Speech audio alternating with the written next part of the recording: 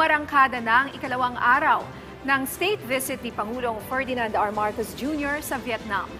Sa isang welcome ceremony sa Presidential Palace sa Hanoi, mainit na sinalubong ang Pangulo ni Vietnamese President Nguyen Tung. Ginawaran din si President Marcos Jr. ng arrival honors. Matapos ito, agad na dumiretso ang dalawang leader sa isang bilateral meeting kung saan nagpasalamat ang Pangulo sa Vietnamese President sa oportunidad para mapalalim pa ang ugnayan ng dalawang bansa. Doon din formal na nilagdaan ang dalawang major deals ng Vietnam at Pilipinas. Kabilang dito ang kasunduan sa pag-supply ng bigas ng Vietnam sa bansa at maritime agreement para naman sa capacity building ng Coast Guards ng dalawang bansa.